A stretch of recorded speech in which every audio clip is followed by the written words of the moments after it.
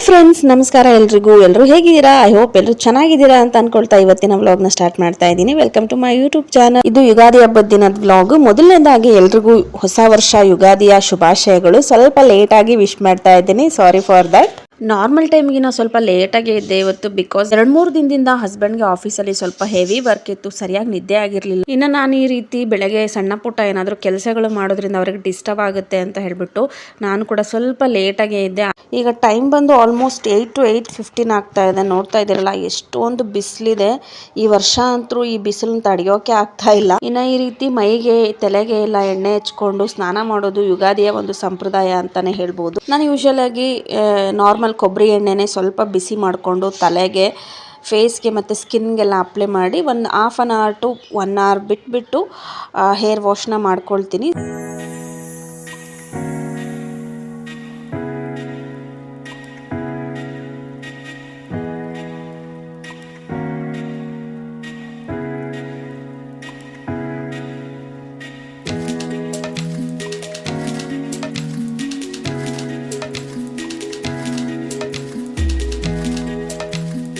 So ಸ್ನಾನ ಮುಗಿಸಿ ಒಂದು ಡ್ರೆಸ್ನ ವೇರ್ ಮಾಡಿದ್ದೀನಿ. ಹಬ್ಬಕ್ಕೆ ಅಂತ ಹೊಸ ಸ್ಯಾರಿನ ತಗೊಂಡಿದ್ದೆ, ಬಟ್ ಸ್ಕಂದನ್ಗೆ ಹಸ್ಬೆಂಡ್ಗೆಲ್ಲ ಎಣ್ಣೆ ಹಚ್ಚಿ ಸ್ನಾನ ಮಾಡಿಸುವಾಗ ಸ್ಯಾರಿ ಉಟ್ಕೊಂಡ್ರೆ ಕಂಫರ್ಟ್ ಆಗಲ್ಲ ಅಂತ ಹೇಳ್ಬಿಟ್ಟು ಡ್ರೆಸ್ನ ಹಾಕೊಂಡಿದ್ದೀನಿ. ಒಂದು ಟಾಪ್ನ ನಾನು ಜಯನಗರ 4th ಬ್ಲಾಕ್ ಅಲ್ಲಿ ತಗೊಂಡಿದ್ದು. ಕಾಟನ್, ಸಮ್ಮರ್ಗಂತೂ ಕಾಟನ್ ವೇರ್ ಮಾಡಿದ್ರೆ ಕಂಫರ್ಟಬಲ್ ಆಗಿರುತ್ತೆ ಅಂತಾನೆ ಹೇಳ್ಬೋದು. ಇನ್ನು ಯಾವುದೇ ರೀತಿಯ ಮೇಕಪ್ ಮಾಡಿಲ್ಲ, ನಾನು ಜಸ್ಟ್ ಒಂದು ಬಾಡಿ ಲೋಷನ್ ಅಪ್ಲೈ ಮಾಡಿಬಿಟ್ಟಿದ್ದೀನಿ ಅಷ್ಟೇ. ಇನ್ನು ಹಬ್ಬದ ದಿನಗಳಲ್ಲಿ ಕೆಲಸ ಸ್ವಲ್ಪ ಹೆಚ್ಚೇ ಇರುತ್ತೆ, ಅದಕ್ಕಾಗಿ ನಾನು ಒಂದು 2 ದಿನ ಮುಂಚಿತವಾಗಿ ಸಣ್ಣ ಪುಟ್ಟ ಕೆಲಸಗಳನ್ನ ಮಾಡ್ಕೊಳ್ತೀನಿ. ಅದೇ ರೀತಿಯಾಗಿ ಪೂಜೆ ಪಾತ್ರೆಗಳನ್ನು ಕೂಡ ನೀಟಾಗಿ ವಾಶ್ ಮಾಡಿಟ್ಟಿದ್ದೆ. ಸೊ ಬೆಳಗ್ಗೆ ಯಾವುದೇ ಗಡಿಬಿಡಿ ಇಲ್ಲದೆ ಆರಾಮಾಗಿ ಪೂಜೆ ಮಾಡ್ಬೋದು.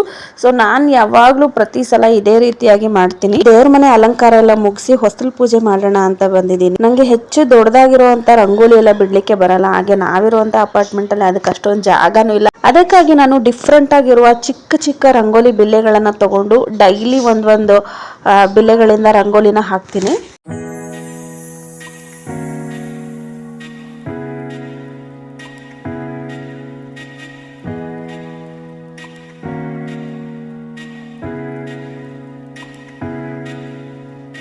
ಇನ್ನು ಯುಗಾದಿ ಹಬ್ಬ ಅಂತಂದ್ರೆ ಮಾವು ಬೇವು ಇರಲೇಬೇಕು. ಹೊಸ ವರ್ಷದ ಹೊಸ ಚಿಗುರನ್ನ ನಾವು ಮನೆಯ ಮುಂಬಾಗಿಲಿಗೆ ನಾವು ತೋರಣದ ರೀತಿಯಲ್ಲಿ ಕಟ್ಟೋದು ಒಂದು ಸೈಂಟಿಫಿಕ್ ರೀಸನ್ ಕೂಡ ಹೌದು. ನಾನು ಯೂಶುವಲ್ ಆಗಿ ಮಾವಿನ ತೋರಣ ಎಲ್ಲ ಮಾಡೋದಿಲ್ಲ, ಜಸ್ಟ್ ಅದನ್ನ ಮೊಳೆಗೆ ಹ್ಯಾಂಗ್ ಮಾಡಿಟ್ಟಿರ್ತೀನಿ.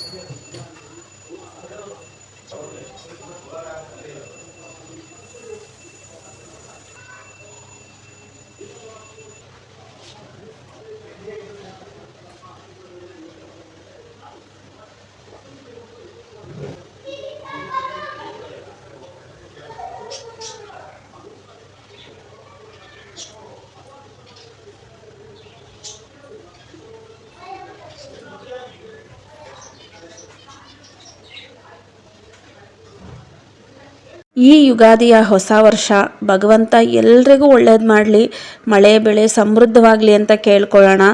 ಪ್ರಕೃತಿ ಚೆನ್ನಾಗಿದ್ರೆ ನಾವು ಚೆನ್ನಾಗಿರ್ತೀವಿ. ಈಗಾಗಲೇ ಬೆಂಗಳೂರಲ್ಲಿ ನಾವುಗಳು ತುಂಬಾನೇ ನೀರಿನ ಸಮಸ್ಯೆನ ಎದುರಿಸ್ತಾ ಇದ್ದೀವಿ. ಇನ್ನು ಮುಂದೆ ಇದೇ ಕಂಟಿನ್ಯೂ ಆದರೆ ಒಂದೊಂದು ಹನಿ ನೀರಿಗೂ ನಾವು ತುಂಬಾನೇ ಕಷ್ಟಪಡಬೇಕಾಗುತ್ತೆ. ಈಗ ನಮಗಾಗಿದ್ದು ಮುಂದೆ ಎಲ್ರಿಗೂ ಆಗುತ್ತೆ. ಸೊ ನಾವು ಆದಷ್ಟು ಪ್ರಕೃತಿನ ಒಳ್ಳೆ ರೀತಿಲಿ ಕಾಪಾಡ್ಕೊಳ್ಳೋಕೆ ಪ್ರಯತ್ನ ಪಡೋಣ. ಭಗವಂತ ಎಲ್ರಿಗೂ ಒಳ್ಳೇದ್ ಮಾಡ್ಲಿ. ಸೊ ನಮ್ಮನೆಯ ಯುಗಾದಿ ಪೂಜೆ ಈ ರೀತಿ ಆಗಿತ್ತು. ತುಂಬಾನೇ ಸಿಂಪಲ್ಲು. ನಾನು ಯಾವಾಗಲೂ ಇಷ್ಟೇ ತುಂಬಾ ಹೆವಿ ಗ್ರ್ಯಾಂಡ್ ಆಗಿ ಏನು ಮಾಡೋದಿಲ್ಲ. ಇನ್ನು ಇವತ್ತಿನ ನೈವೇದ್ಯಕ್ಕೆ ನಾನು ನಮ್ಮ ಕಡೆ ಕಡಲೆ ಪುಟಾಣಿ ಅಂತ ಏನು ಕರಿತೀವಿ ಇದು, ಮತ್ತು ಬೆಲ್ಲ ಮತ್ತು ಬೇವಿನ ಹೂವನ್ನು ಹಾಕಿ ಪೌಡರ್ನ ಮಾಡ್ತೀವಿ. ಸೊ ಇದನ್ನು ನೈವೇದ್ಯಕ್ಕೆ ಅಂತ ಮಾಡಿದ್ದೆ ನಾನು. ಯಾಕೆಂದರೆ ಅತ್ತೆ ಶಾವಿಗೆ ಪಾಯಸನ ಮಾಡ್ತೀನಿ ಅಂತ ಹೇಳಿದರು. ಸೊ ನಾನು ಇಲ್ಲಿ ಮಾಡಿದರೆ ಮತ್ತೆ ಮಿಕ್ಕೋಗುತ್ತೆ ಅಂತ ಹೇಳಿಬಿಟ್ಟು ನಾನು ಯಾವುದೇ ರೀತಿಯ ಪ್ರಸಾದ ಮಾಡಲಿಲ್ಲ. ಇದನ್ನೇ ನೈವೇದ್ಯದ ರೂಪದಲ್ಲಿ ದೇವರಿಗೆ ಎಡೆ ಹಿಡಿದೆ.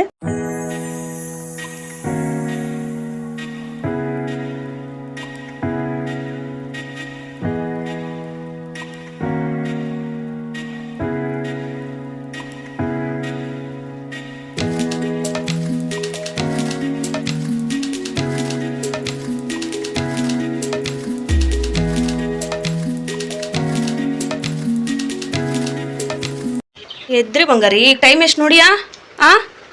ಎಷ್ಟು ಟೈಮ್ ಈಗ? 10:30. ಇಷ್ಟೊತ್ತಾದರೂ ಇನ್ನೂ ನಿದ್ದೆ ಮುಗ್ದಿಲ್ಲ ಇವಂದು. ಮೂಗೇರಿಸ್ತಾನೆ ಮತ್ತೆ ಸುಬಾ. ಲೇ ಎದಳ ಮೇಲೆ ಬಾರೋ. ಟಾಟಾ. ನಾನು ಟಾಟಾ ಹೋಗ್ತೀನಿ, ನೀನು ಬಿಟ್ಟು ಬಾಯ್ ಇರು ಇಲ್ಲೇ.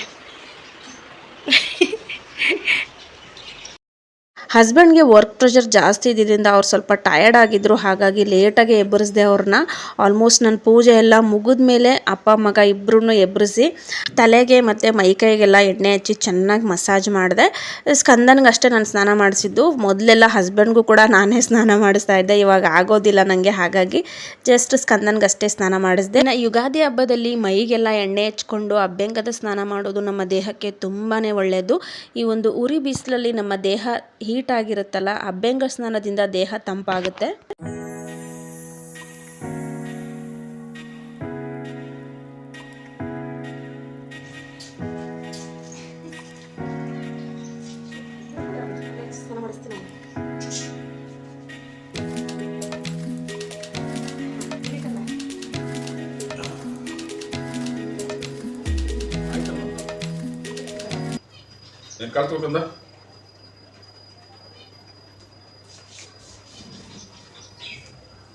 ನೋಡಿ ಹಿಂಗೆಲ್ಲ ಎಣ್ಣೆ ಹಚ್ಚಿ ಇನ್ನು ನಾವು ಸ್ನಾನ ಮಾಡುವಂಥ ನೀರಿಗೆ ಬೇವಿನ ಸೊಪ್ಪನ್ನ ಹಾಕಿ ಸ್ನಾನ ಮಾಡೋದ್ರಿಂದ ಚರ್ಮದಲ್ಲಿನ ಅಲರ್ಜಿ ಕೂಡ ಕಮ್ಮಿ ಆಗುತ್ತೆ. ಈ ಒಂದು ಯುಗಾದಿ ಹಬ್ಬನ ಇದೇ ರೀತಿಯಾಗಿ ಆಚರಣೆ ಮಾಡಬೇಕು ಅಂತ ನಮ್ಮ ಪೂರ್ವಜರು ಹೇಳಿರೋ ರೀತಿ ಏನಿದೆ ಅದು ಒಂದು ಸೈಂಟಿಫಿಕ್ ರೀಸನ್ ಕೂಡ ಹೌದು. ಫೋಟೋ ನೋಡಲಿ ಮೂಗು ನೋಡು, ಮೂಗುರ್ಸ್ರಿ. ಸ್ಕಂದನ್ಗೆ ಯುಗಾದಿ ಹಬ್ಬಕ್ಕೆ ಅಂತ ಕುರ್ತಾ ಸೆಟ್ನ ತೊಗೊಂಡಿದ್ದೆ. ಸೊ ಆ ಒಂದು ಡ್ರೆಸ್ ಅವನಿಗೆ ತುಂಬಾ ಕಿರಿಕಿರಿ ಮಾಡ್ತಾ ಇತ್ತು. ಬೇಡ ನನಗೆ ಡ್ರೆಸ್ಸು ಅಂತ ಕಿತ್ ಹಾಕ್ತಾ ಇದ್ದ, ಅದಕ್ಕೆ ಅಳ್ತಾ ಇದ್ದಾನೆ. ಇನ್ನು ನಾನು ಈ ಒಂದು ಸ್ಯಾರಿನ ಪೋತೀಸಲ್ಲಿ ತೊಗೊಂಡಿದ್ದು. ಸೊ ಬ್ಲೌಸ್ನ ಸ್ಟಿಚ್ ಮಾಡಿಸಿಲ್ಲ, ಹಾಗೆ ಯಾವುದು ಮ್ಯಾಚಿಂಗ್ ಬ್ಲೌಸ್ ಕೂಡ ತೊಗೊಂಡಿರಲಿಲ್ಲ. ಮನೇಲಿರುವಂಥ ಬ್ಲೌಸ್ನ ಮ್ಯಾಚ್ ಮಾಡಿ ಹಾಕ್ಕೊಂಡಿದ್ದಾಯಿತು. ಸೊ ಇನ್ನು ಯುಗಾದಿ ಹಬ್ಬದಲ್ಲಿ ಒಬ್ಬೊಬ್ಬರ ಮನೇಲಿ ಒಂದೊಂದು ಸಂಪ್ರದಾಯಗಳಿರುತ್ತೆ. ಹಾಗೆ ನಮ್ಮ ಮನೇಲೂ ಕೂಡ ಮನೆಯವರೆಲ್ಲರೂ ಎಣ್ಣೆ ಸ್ನಾನ ಮಾಡಿ ಹೊಸ ಬಟ್ಟೆನ ಹಾಕೊಂಡು ನಾವು ಹೆಣ್ಮಕ್ಳು ಗಂಡು ಮಕ್ಕಳಿಗೆ ಆರತಿ ಮಾಡೋ ಸಂಪ್ರದಾಯ ಇದೆ.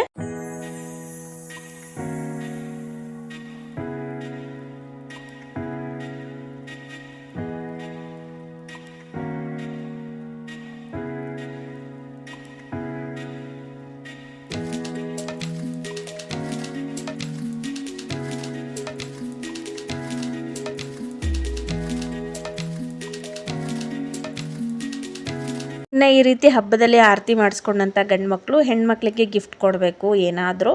ಸೊ ಅತ್ತೆಗೆ ಗಿಫ್ಟ್ ಕೊಟ್ಟರು. ಏನು ಗಿಫ್ಟ್ ಕೊಟ್ಟಿದ್ದಾರೆ ಅನ್ನೋದನ್ನು ನಾನು ವಿಡಿಯೋ ಮಾಡ್ಕೊಳ್ಳಿಲ್ಲ. ಬೇಕು ಅಂತ ಅನಿಸಿದ್ರೆ ನೆಕ್ಸ್ಟ್ ಯಾವುದಾದ್ರೂ ವಿಡಿಯೋದಲ್ಲಿ ಅಪ್ಲೋಡ್ ಮಾಡಲಿಕ್ಕೆ ಟ್ರೈ ಮಾಡ್ತೀನಿ. ಸೊ ನನಗೂ ಕೂಡ ಹಸ್ಬೆಂಡು ಗಿಫ್ಟ್ನ ತರಿಸ್ಕೊಟ್ಟಿದ್ದಾರೆ. ನಾನು ಕಿಚನ್ಗೆ ಬೇಕಾಗಿರುವಂಥ ಒಂದಷ್ಟು ಐಟಮ್ಸ್ನ ತರಿಸ್ಕೊಂಡೆ. ಇನ್ನು ಇದಿಷ್ಟು ಮುಗಿಯೋ ಅಷ್ಟರಲ್ಲಿ ಆಲ್ಮೋಸ್ಟ್ 11:30 ಆಗ್ತಾ ಇತ್ತು. ಇವತ್ತು ಮಂಗಳವಾರ ಆಗಿದ್ದರಿಂದ ನಾನು ಮಂಗಳವಾರದ ದಿನ ಯಾವುದೇ ರೈಸ್ ಐಟಮ್ನ ತಿನ್ನೋದಿಲ್ಲ. ಹಾಗಾಗಿ ಜಸ್ಟ್ ಬೆಳಗ್ಗೆ ನಾವು ಶಾವಿಗೆ ಪಾಯಸನ ಮಾಡಿದ್ರು ಅತ್ತೆ ಪ್ರಸಾದಕ್ಕೆ ಅಂತ, ಅದನ್ನೇ ಒಂದು ಬಟ್ಲು ಹಾಕ್ಕೊಂಡು ತಿಂದೆ. ಇನ್ನು ಮತ್ತೆ ಇವಾಗ ನಾನು ಏನಾದರೂ ಟಿಫನ್ ಮಾಡ್ತಾ ಕೂತ್ಕೊಂಡ್ರೆ ಮಧ್ಯಾಹ್ನ ಊಟ ಲೇಟ್ ಆಗಿಬಿಡುತ್ತೆ. ಸಾಕು ಲೈಟಾಗಿ ಏನಾದರೂ ತಿಂತೀನಿ ಅಂತ ಹೇಳ್ಬಿಟ್ಟು ಶಾವಿಗೆ ಪಾಯಸನ ತಿಂದು ನನ್ನ ಬ್ರೇಕ್ಫಾಸ್ಟ್ನ ಮುಗಿಸ್ಕೊಂಡ್ವಿ ಇವತ್ತು. ಇನ್ನು ಹಬ್ಬ ಅಂತ ಅಂದರೆ ಅದರಲ್ಲೂ ಯುಗಾದಿ ಅಂದರೆ ಕೇಳಬೇಕಾ, ಮೇನ್ ಊಟ ಬಂದು ಒಬ್ಬಟ್ಟಿನ ಊಟ. ಸೊ ನಮ್ಮನೇಲೂ ಕೂಡ ಒಬ್ಬಟ್ಟಿನ ಅಡುಗೆನ ಮಾಡಿದ್ವಿ. ಒಬ್ಬಟ್ಟಿನ ಸಾರು, ಹಪ್ಪಳ ಅಂತ ಕೆಲವೊಂದಷ್ಟು ಸೈಡ್ ಡಿಶ್ಗಳು ಇರುತ್ತೆ. ಊಟ ಮಾಡಲ್ಲ ನೀನು ಸ್ಕಂದ? ಏನು ಮಾಡ್ತಿದೀಯ ಅಲ್ಲಿ?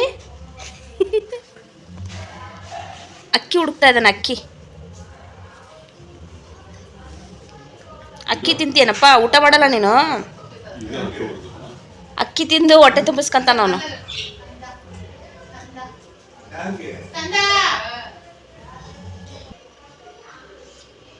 ಮುಖ ನೋಡಿ ಹೆಂಗಾಗೈತೆ ಫುಲ್. ಹಸ್ಬೆಂಡ್ಗೆ ಹೆವಿ ವರ್ಕ್ ಪ್ರೆಷರಿಂದ ಸರಿಯಾಗಿ ನಿದ್ದೆ ಆಗ್ತಾ ಇಲ್ಲ. ನೋಡ್ತಾ ಇದ್ದಿಲ್ಲ, ಫುಲ್ ಫೇಸ್ ಎಲ್ಲ ಒಂಥರ ಆಗ್ಬಿಟ್ಟಿದೆ.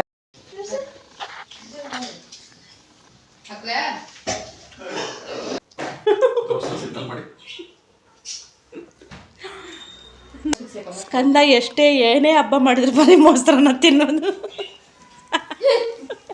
ಇನ್ನು ಸ್ಕಂದನ ಊಟದ ವಿಚಾರದಲ್ಲಿ ಹೇಳಬೇಕು ಅಂತಂದರೆ ತುಂಬಾ ಲಿಮಿಟೆಡ್. ಅವನು ಮನೆ ಊಟನೇ ತಿನ್ನೋದು. ಆಚೆ ಕಡೆ ಎಲ್ಲಿ ಕರ್ಕೊಂಡು ಹೋದ್ರು ಸಿಕ್ಕಿದ ಪಕ್ಕಿದ್ದೆಲ್ಲ ತಿನ್ನೋದಿಲ್ಲ. ಮನೇಲೂ ಕೂಡ ಅಷ್ಟೇ ಲಿಮಿಟೆಡ್ ಐಟಮ್, ಎಲ್ಲ ಐಟಮ್ನು ತಿನ್ನೋದಿಲ್ಲ ಅವನು. ಸೊ ಇವತ್ತು ಹಬ್ಬದ ದಿನ ಹೋಳಿಗೆ ತಿನ್ಸೋಣ ಅಂತಂದರೆ ಮೊಸರನ್ನೇ ತಿನ್ಕೊಂಡು ಕೂತ್ಕೊಂಡ. ಅವನಿಗೆ ಮೊಸರನ್ನ ರಾಗಿ ಸರಿ ಅಂದರೆ ತುಂಬ ಇಷ್ಟ. ಈ ವರ್ಷದ ನಮ್ಮನೆ ಯುಗಾದಿ ಹಬ್ಬದ ಸೆಲೆಬ್ರೇಷನ್ ಈ ರೀತಿಯಾಗಿತ್ತು.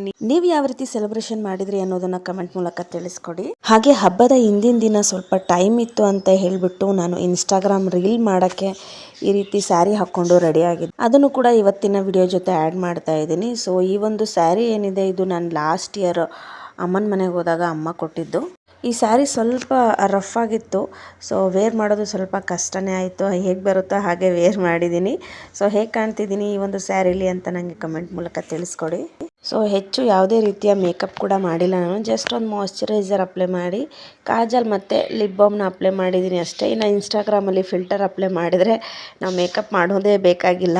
ನಾನು ಆಲ್ರೆಡಿ ಇನ್ಸ್ಟಾಗ್ರಾಮಲ್ಲಿ ರೀಲ್ನ ಅಪ್ಲೋಡ್ ಮಾಡಿದ್ದೀನಿ. ಸೊ ನಾನು ಇನ್ಸ್ಟಾಗ್ರಾಮ್ ID ಕೂಡ ಕೊಟ್ಟಿರ್ತೀನಿ. ಇಂಟ್ರೆಸ್ಟ್ ಇದ್ದವರು ಹೋಗಿ ಚೆಕ್ ಮಾಡ್ಬೋದು. ಸೊ ಈ ವರ್ಷದ ಯುಗಾದಿ ಹಬ್ಬ ಎಲ್ರಿಗೂ ಒಳ್ಳೆಯದಾಗಲಿ, ಕಹಿ ಕಮ್ಮಿ ಇರಲಿ, ಸಿಹಿನೇ ಜಾಸ್ತಿ ಆಗಲಿ ಅಂತ ದೇವ್ರ ಹತ್ರ ಬೇಡ್ಕೊಳ್ತೀನಿ. ಇನ್ನು ನಮ್ಮ ಕಡೆ ವಿಶೇಷವಾಗಿ ಯುಗಾದಿಯ ಮರುದಿನ ಸಂಜೆ ಹೊತ್ತಲ್ಲಿ ಚಂದ್ರ ಕಾಣುತ್ತೆ. ಸೊ ಸುಮಾರು ಜನಕ್ಕೆ ಗೊತ್ತಿರುತ್ತೆ, ಚಾಂದ್ರಮಾನ ಯುಗಾದಿ ಅಂತಲೇ ಕರಿತೀವಿ ಈ ಒಂದು ಯುಗಾದಿನ ನಾವು.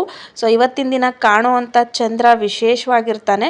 ಸೊ ಚೌತಿ ಚಂದ್ರನ ನೋಡಬೇಡ, ಯುಗಾದಿ ಚಂದ್ರನ ನೋಡೋದನ್ನ ಮರಿಬೇಡ ಅಂತ ಹೇಳ್ತಾರೆ. ಸೊ ನೋಡಿ, ಯಾರಾದರೂ ಯುಗಾದಿ ಚಂದ್ರನ ನೋಡಿಲ್ಲ ಅಂತಂದರೆ ನಾನು ಇವತ್ತು ವಿಡಿಯೋದಲ್ಲಿ ಅಪ್ಲೋಡ್ ಮಾಡ್ತಾ ಇದ್ದೀನಿ. ಸಂಜೆ ಒಂದು 6:45 ಅಷ್ಟೊತ್ತಿಗೆ ನಮಗೆ ಈ ಒಂದು ಚಂದ್ರ ಕಾಣಿಸಿದ್ದು. ಸೊ ನಾನು ಹುಟ್ಟಿ ಬೆಳೆದಂಥ ಊರು ದಾವಣಗೆರೆಯಲ್ಲಿ. ಯುಗಾದಿ ಮರುದಿನ ಸಂಜೆ ಹೊತ್ತಲ್ಲಿ ಎಲ್ಲರೂ ಆಚೆ ನಿಂತ್ಕೊಂಡು ಬಿಡ್ತಾರೆ. ಚಂದ್ರ ನೋಡಲಿಕ್ಕೆ ವೆಯ್ಟ್ ಮಾಡ್ತಾ ಇರ್ತಾರೆ. ಚಂದ್ರ ಕಂಡ ತಕ್ಷಣ ಅದಕ್ಕೆ ಪೂಜೆ ಮಾಡಿ ನಮಸ್ಕಾರ ಮಾಡ್ತಾರೆ. ಸೊ ಎಷ್ಟೊಂದು ಜನ ನಾನು ಫಸ್ಟ್ ನೋಡಿದೆ ಅಂತ ಹೇಳ್ತಾ ಇರ್ತಾರೆ. ಸೊ ಈ ವರ್ಷ ನಮ್ಮನೇಲಿ ನಾನು ಫಸ್ಟ್ ನೋಡಿದೆ ಚಂದ್ರನ. ನನಗೆ ತುಂಬಾ ಖುಷಿ ಆಯಿತು. ಸೊ ನೋಡಿದ್ರಲ್ಲ ಫ್ರೆಂಡ್ಸ್, ನಮ್ಮ ಯುಗಾದಿ ಹಬ್ಬದ ಸೆಲೆಬ್ರೇಷನ್ ಯಾವ ರೀತಿ ಇತ್ತು ಅಂತ. ಈ ವ್ಲಾಗ್ನ ಇಲ್ಲಿಗೆ ಎಂಡ್ ಮಾಡ್ತಾ ಇದ್ದೀನಿ. ಐ ಹೋಪ್ ಇವತ್ತಿನ ಈ ಒಂದು ವಿಡಿಯೋ ನಿಮ್ಮೆಲ್ಲರಿಗೂ ಇಷ್ಟ ಆಗಿದೆ ಅಂತ ಅಂದ್ಕೊಳ್ತೀನಿ. ವಿಡಿಯೋ ಇಷ್ಟ ಆಗಿದ್ರೆ ಲೈಕ್ ಮಾಡೋದನ್ನು ಮರಿಬೇಡಿ.